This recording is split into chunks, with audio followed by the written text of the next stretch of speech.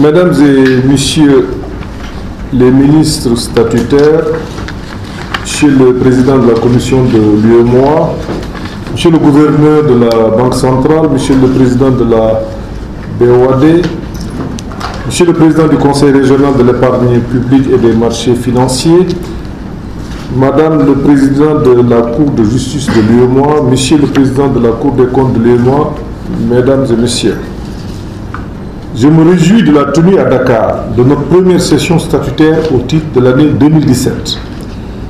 Je voudrais en cette circonstance vous souhaiter ainsi qu'aux délégations qui vous accompagnent la bienvenue et un agréable séjour au Sénégal, pays de la Teranga.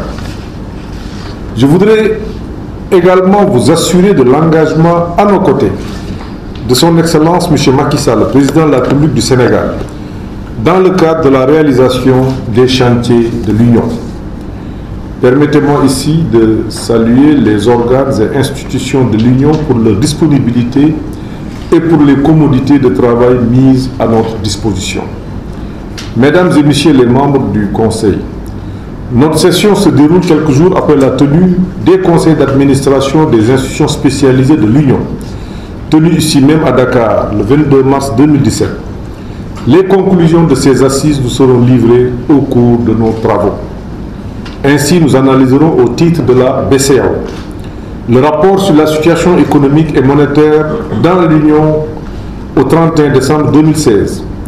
Notre Conseil s'appuiera sur les données y figurant relatives aux évolutions récentes des perspectives économiques de l'Union pour décider de mesures visant la consolidation des performances économiques, la poursuite de l'assainissement des finances publiques et l'approfondissement des réformes structurelles dans les États membres de l'Union.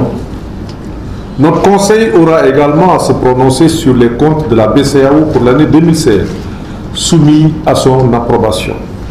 Par ailleurs, nous examinerons des propositions relatives au renouvellement de mandat de membres du comité de politique monétaire de la BCEAO dans le cadre de l'application de l'article 68 des statuts de la Banque centrale. Nous nous pencherons ensuite sur les comptes de la Banque ouest-africaine de développement pour l'exercice clos le 31 décembre 2016, arrêté par le Conseil d'administration en sa session du 22 mars 2017 et sur ceux du Fonds de développement de l'énergie, à la même date arrêté par le Conseil des donateurs en sa dernière session. Au titre de la commission de l'UEMOA, notre Conseil examinera les dossiers finalisés par les experts statutaires lors de leur réunion tenue à Ouagadougou le 28 novembre 2016. Il s'agit, dans un premier temps, du projet de rapport semestriel d'exécution de la surveillance multilatérale du mois de décembre 2016, qui sera présenté à la suite du point de la BCEAO sur la situation économique et monétaire de l'Union au 31 décembre 2016. Comme à l'accoutumée, les données statistiques utilisées sont celles fournies par les comités nationaux de politique économique, conformément à la directive de 1996 relative à la mise en œuvre de la surveillance multilatérale des politiques macroéconomiques au sein des États membres de l'Union. Elles sont arrêtées au 2 décembre 2016. Ce rapport procède à l'évaluation des programmes pluriannuels de convergence, de stabilité, de croissance et de solidarité au titre de 2017-2021. Il analyse les prévisions macroéconomiques de l'année 2016 et apprécie les projections faites par les pays dans le cadre de leur programme pluriannuel et portant sur la période du programme. Nous examinerons également le projet de budget de l'Union au titre 2017. Suivront, d'une part, l'examen du projet de règlement portant adoption des modalités d'élaboration et de calcul de l'indice harmonisé des prix à la consommation au sein des États membres de l'Union, base 2014, qui parachève le processus de mise aux normes internationales de l'ISPC avec une couverture nationale. D'autre part, au titre de la Cour de justice de l'UEMOA, l'examen du projet de règlement portant définition des caractéristiques des costumes d'apparat des membres de la Cour de justice de l'UEMOA et du greffier de la Cour, avec pour objectif de combler le vide juridique laissé par le règlement de 96 du 20 décembre 1996 portant sur le même objet. L'avis du Conseil est requis sur le point relatif à la mise en œuvre des directives des finances publiques par les États membres de l'Union.